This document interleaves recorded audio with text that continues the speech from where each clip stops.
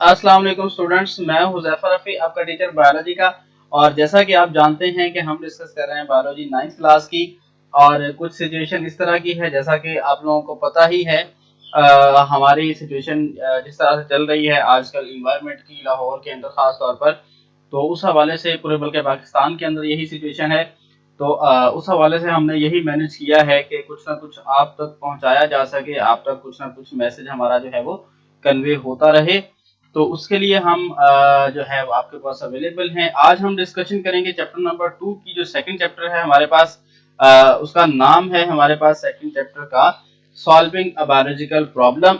Fill वक्त तो इसे थोरेटिकली डिस्कस करेंगे। जो कोई प्रॉब्लम होगा आप बाद में भी और मतलब वक्त के साथ साथ भी आप मैसेज पे मुझसे बात कर सकते हैं। ठीक है, campus.pk जहाँ पे आप लॉगिन है वहाँ पे के ऊपर मोबाइल पे मेरे पास आपके जो है कमेंट्स वगैरह आ रहे होंगे, तो उन्हें साथ साथ मैं देख लूंगा। जहाँ पे कहीं आपको इशू होगा तो हम कोशिश वो उससे डिजीज से, उस माइक्रोब से पाक हो जाते हैं।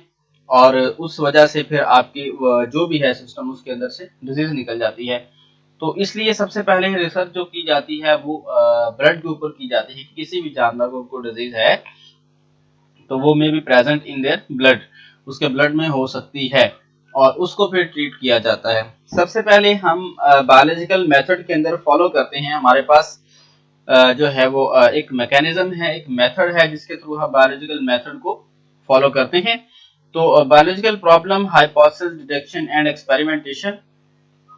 तो इसे हम देखते हैं सबसे पहले कि एक्सपेरिमेंटेशन के अकॉर्डिंग हमारे पास बायोलॉजिकल मेथड के अंदर क्या क्या चीजें चल रही होती हैं। नेक्स्ट बात करेंगे हाइपोथेसिस। ऑब्जर्वेशन कहते हैं कि 5 सेंसेस के थ्रू आपने किसी भी चीज को फाइंड आउट करना है, पता चलाना है 5 सेंसेस के थ्रू। और उसके बाद आपने हाइपोथेसिस फॉर्मुलेशन पे जाना है। हाइपोथेसिस क्या है जी? आपने कोई भी मफरूजा कायम करना है, फर्ज करना है कि ये डिजीज इस वजह से हो सकती है, इसकी ये रीजन है। उसके बाद हम बात करते हैं आगे डिडक्शन की। डिडक्शन जो है, डिडक्शन के अंदर हमारे पास क्या चीज होती है कि जी दो तरह से हम डिडक्शन बनाते हैं। एक होती है इंडक्टिव रीजनिंग और एक होती है डिडक्टिव रीजनिंग। इस दो इस दो मेथड के साथ हम जो है वो बना रहे होते हैं डिडक्शन। और उसके बाद हम बात करते हैं, नेक्स्ट हमारे पास जो होता है experimentation, which is the main step of biological method. तो इसके अंदर हम बात करते हैं एक्सपेरिमेंट की, और जो भी हमने हाइपोथेसिस बनाई होती है, जो साइंटिफिकली हम उसे अप्रूव करने की कोशिश करते हैं। कि मिसाल के तौर पर इन केस ऑफ जो आजकल कोरोना चल रहा है, कि मतलब इस तरह के तमाम पेशेंट जिनको ये डिजीज है उनके ब्लड में कोरोना पाया जाना चाहिए। ठीक है, मतलब must should have corona virus in their blood. तो उसके बाद हम फिर क्या कहते हैं, समराइजेशन ऑफ रिजल्ट। मतलब एक्सपेरिमेंटेशन के नतीजे में हमारे पास एक रिजल्ट जनरेट होता है, एक रिजल्ट आता है, उसको हम समराइज करते हैं। तो उसे हम समराइज करने के बाद रिपोर्टिंग भी उसी की करते हैं। फिर हम रिपोर्टिंग का मतलब ये होता है कि वर्ल्ड वाइड हम उस प्रॉब्लम की जो डिस्कशन हमने की है वर्ल्ड वाइड हम फैला दें, और हर जगह तक उसका हमारा जो मैसेज है वो पहुंच जाए, कन्वे हो जाए। उसके बाद डिफरेंट साइंटिस्ट फिर उसके ऊपर वर्किंग करते हैं। मतलब अगर मैंने कोई फाइंडिंग की है तो उस पर ऊपर अदर साइंटिस्ट भी फाइंडिंग आउट करेंगे, उसे एक्सपेरिमेंट को देखेंगे, चेक करेंगे कि जो मतलब मैंने वर्क किया है कि क्या वाकई वो ठीक है। अगर तो वो ठीक है then it is approved. In case अगर वो ठीक नहीं है तो देन इट इज डिसअप्रूव्ड, वो डिसअप्रूव्ड हो जाएगा। और अगर तो अप्रूव हो जाता है तो उसके बाद फिर क्या है कि जी उसे थ्योरी बन जाती है। This theory is further tested again and again. Theory has a flexibility, there is a chance of rejection in this theory. मतलब अगर आप देखें, थ्योरी ऑफ स्पेशल क्रिएशन है, थ्योरी ऑफ इसी तरह है रिलेटिविटी की भी एक थ्योरी है। बायोलॉजी के अंदर बहुत कम थ्योरीज हैं, लेकिन लॉ तो बहुत ही कम है, 2 या 3 लॉ हैं। एक हार्डी वेनबर्ग थ्योरम है, और एक Mendel's law of segregation and Mendel's law of independent assortment, ये चलते हैं। तो थ्योरी फिर फर्दर सर्वाइव अगर करे तो वो आगे बन जाती है बायोलॉजिकल लॉ। ठीक है, तो वो लॉ कंसीडर होता है। तो फर्स्ट ऑफ ऑल हम देख लेते हैं हमारे पास जो रिकॉग्निशन ऑफ बायोलॉजिकल प्रॉब्लम में, ये रिकॉग्निशन कहते हैं पहचान करना। तो बायोलॉजिकल प्रॉब्लम की पहचान हमने किस तरह से करनी है। फर्स्ट ऑफ ऑल हम देखते हैं कि बायोलॉजिकल प्रॉब्लम को हमने आइडेंटिफाई करना है कि बायोलॉजिकल प्रॉब्लम क्या है और इसको किस तरह से हम पहचान सकते हैं। देखें जी, कोई भी सीवियर डिजीज जो है, जो मतलब काफी लंबा अरसा तक रहे, उसे हम कहते हैं कि ये क्या है जी, सीवियर डिजीज है और ये जो है बायोलॉजिकल प्रॉब्लम है। उसके बाद हम बात करते हैं कि इस प्रॉब्लम को फिर ट्रीट करने की बातें, इसके बाद कि हाउ कैन वी गेट है, क्या क्या चीजें हैं। तो उसके लिए हम क्या करेंगे जी, सबसे पहले हम उसके लिए ये देखेंगे कि इसमें क्या क्या चीजें हैं। उसमें साइंटिस्ट बताएगा, कोई केमिस्ट है जो भी है, इसके अंदर शुगर है, इसके अंदर वाटर है, इसके अंदर जो है वो सॉल्ट है, प्रिजर्वेटिंग एजेंट है, मतलब तमाम चीजें। लेकिन कितने मिकदार में क्या क्या चीज है ये भी नहीं पता, ठीक है। उसके लिए हम जाएंगे क्वांटिटेटिव ऑब्जर्वेशन के पास, ठीक है। आपने केमिस्ट्री में पढ़ा qualitative and quantitative analysis, second page पे एनालिटिकल केमिस्ट्री लास्ट टॉपिक है। तो ये जो है ना, फिर हम करें क्वांटिटेटिव एनालिसिस, वो हमें ये बताएगा इतने ग्राम शुगर है, इतने ग्राम इसमें वाटर है, इतने ग्राम सॉल्ट है, फ्लेवर है, प्रिजर्वेटिंग एजेंट है, मतलब जितनी भी चीजें हैं उसके अंदर, exact amount of all the things present in this juice are mentioned by quantitative analysis। तो उसके बाद हम फाइंड आउट कर सकेंगे कि हाँ जी ये इसके अंदर इतनी चीजें। तो इसी तरह क्वालिटेटिव एनालिसिस कि हाँ जी मलेरिया के पेशेंट को बुखार होता है, सिंपल, कितना होता है कोई पता नहीं, ये पहली स्टेटमेंट बुखार होता है, ये क्या है जी, क्वालिटेटिव एनालिसिस। फिर हम नेक्स्ट देखेंगे कि क्वांटिटेटिव एनालिसिस में क्या बुखार होता है कितना है, 103 है या 102 है फ़ारेनहाइट में। तो हम देखें हाँ जी इतना बुखार हो तो मलेरिया है, इससे कम हो तो नहीं। तो क्वांटिटेटिव एनालिसिस या quantitative observation is more accurate than that of qualitative observation. Clear. आपके यहाँ पे एग्जांपल लिखिए, freezing point of water is colder than that of boiling point. कि फ्रीजिंग पॉइंट ऑफ वाटर जो है वो कम होता है, कोल्डर होता है या ठंडा होता है उसकी बॉइलिंग पॉइंट से। तो उसमें हम ये कह सकते हैं कि ये क्वालिटेटिव एनालिसिस हुई। फिर क्वांटिटेटिव में हम क्या बात करेंगे कि क्वांटिटेटिव ऑब्जर्वेशन में कि freezing point of water is 0 Celsius and boiling point of water is 100 Celsius, मतलब एग्जैक्ट हम बात कर सकते होते हैं। तो इसमें इस तरह करके हम ऑब्जर्वेशन को फाइंड आउट करते हैं, बनाते हैं, ठीक है। तो ये ऑब्जर्वेशन ही आगे चल के फिर हम इसको हाइपोथेसिस बनाते हैं। तो बेसिकली ऑब्जर्वेशन जो है ये एक मेन स्टेप होता है, इसमें हम 5 सेंसेस और तमाम वो चीजें जो है वो फाइंड आउट करते हैं, इसके अंदर बताते हैं। एज अ फर्स्ट स्टेप अगर देखें, हम इसकी रीडिंग करते हैं, कोई वर्ड जो है वो आप मेंशन कर लें। As a first step in solving a biological problem, biologists result his her previous observation or make a new ones. Observation are made with the 5 senses of vision, hearing, smell, taste and touch. Observation may be both qualitative and, हाँ जी यहाँ पे फिर बात आई qualitative and quantitative, ये दोनों तरह से हो सकती हैं कि एक लेस एक्यूरेट होती है, लेकिन दोनों ही आपकी आगे डिडक्शन की तरफ मूव करती हैं, उसी तरफ को उसका एक मेथड को फॉलो कर रही होती हैं। तो ये दोनों ही बेसिकली ऑब्जर्वेशन जो है वो चल रही होती हैं, लेकिन क्वांटिटेटिव ऑब्जर्वेशन को ज्यादा फोकियत हासिल है या ज्यादा वो बेटर है, ठीक है। अगर किसी स्टूडेंट तक हमारा ये जो है सिस्टम ना पहुंच पाए तो उनसे रिक्वेस्ट है, हमारी रिकॉर्डिंग मौजूद होगी तो रिकॉर्डिंग आप दोबारा से वो सुन सकते हैं, जैसा कि आप लोग पहले भी करते हैं इसी तरह। अब आपको पता है शहर में पूरे पाकिस्तान के अंदर ही लॉकडाउन की सिचुएशन है और बाहर निकलना जो है ममनू है, और बिल्कुल गवर्नमेंट जो है इसमें प्रिवेंटिव मेजर ले रही है, ये अच्छा एक तरीका है। आप भी खुद को अपने आप को एक लिमिटेड जगह पे रखें, अपने घर में रखें, घर से बाहर बिल्कुल नहीं आए। तो क्योंकि ये आपकी और दूसरों की सेहत और हेल्थ के लिए बहुत जरूरी है, because coronavirus has no medicine yet, अभी तक उसकी कोई मेडिसिन नहीं है। ऑब्वियसली इसकी ट्रीटमेंट की जाती है, क्लोरोक्विन है या अदर मेडिसिन हैं, वो ट्रीटमेंट जरूर करते हैं उससे, but these are not exact medicine for coronavirus. Coronavirus के लिए कोई अभी तक एग्जैक्ट मेडिसिन नहीं है, तो ऑब्वियसली ट्रीटमेंट तो करनी होती है डॉक्टर्स ने। तो इसलिए आप लोग कोशिश करें कि इसका सबसे आसान और बेहतरीन तरीका यही है कि आइसोलेट हो जाएं, अपने घर में रहें। आपको छुट्टियां इसलिए नहीं दी गई कि आप सैर तफरी करें या रिश्तेदारों के यहाँ जाएं या इंजॉय करें, बल्कि अपने घर में रहते हुए अल्लाह से तौबा करें, इस्तगफार करें, घर में रहते हुए इंजॉय करें जो आप कर सकते हैं, लेकिन बाहर निकलने से गुरेज करें।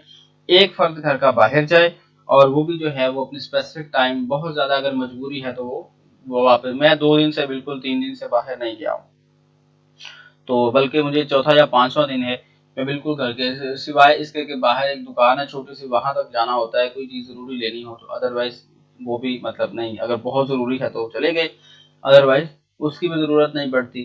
तो इसलिए आप तमाम लोग भी कोशिश करें कि अपने तमाम टाइम को घर के अंदर गुजारें और अपनी केयर करें, ठीक है, क्योंकि आपकी केयर ही बहुत सारे रिश्तेदार आपके साथ एसोसिएट होते हैं, आपके पेरेंट्स हैं, ठीक है, आपके अंकल्स आंटीज और बहुत सारे इधर उधर के रिश्तेदार हैं जो आपके साथ बहुत उम्मीदें और बहुत प्यार करते हैं। तो अपने लिए, अपनी हेल्थ के लिए, उनके प्यार के लिए अपने आप को सेव रखें और दूसरों को भी बचाएं। अगर आपको लगता है कि आपको कोई वीकनेस है, फ्लू है या कोई इस तरह का इशू है, तो आप फौरन जो है वो हेल्पलाइन के ऊपर कॉल करके उनसे गाइडलाइन लें, आपको प्रॉपर गाइड कर देंगे, ठीक है जी। तो ये जो है, अब आपको क्वेश्चन कुछ मार्क करवा रहा हूँ मैं कि क्वेश्चन कौन कौन से हैं। तो सबसे पहले आपका जो है डिफाइन बायोलॉजिकल मेथड, वो आपकी हो जाएगी। उसके बाद आप steps for step to solve biology, write down the steps to solve biological problem, ये आपका सेकंड पेज। पेज नंबर 21 जो है, इसके अंदर रिकॉग्निशन ऑफ बायोलॉजिकल प्रॉब्लम, ये वाले मतलब जो 7 स्टेप्स लिखे हुए हैं इनको आपने मेंशन करना होगा। Recognition of biological problem, observation, hypothesis formation, formulation या फॉर्मेशन एक ही चीज है, deduction, experimentation, summarization of result,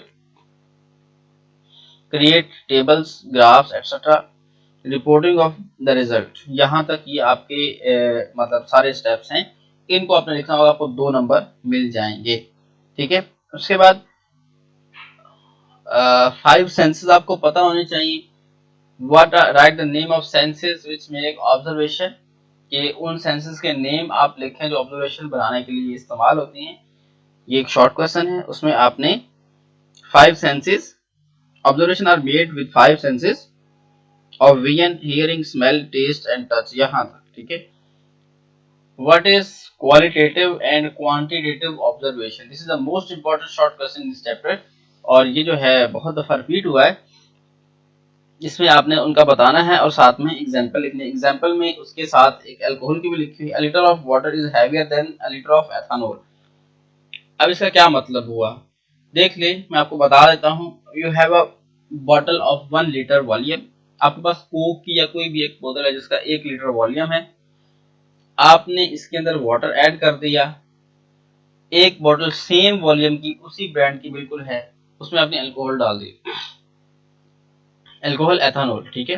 तो आपने एक का वाटर का वजन किया तो कितना है जी, 1 किलोग्राम।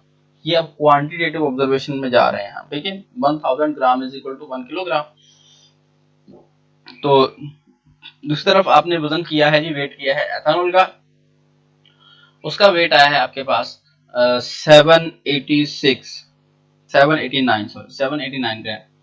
बैलेंस के ऊपर दोनों ही बोतल्स फुल भरी हुई हैं, वाटर की भी एथानॉल की भी, उसका वजन ज्यादा है, इसका वजन कम है। इसका क्या मतलब हुआ, पानी, उसमें पानी इक्वल है, इसमें भी लिक्विड इक्वल ही है, ठीक है। तो यहाँ पे आके पता चलता है डेंसिटी का डिफरेंस है। डेंसिटी क्या होती है, mass per unit volume, D is equal to M over V, ठीक है। Density is equal to mass per unit volume.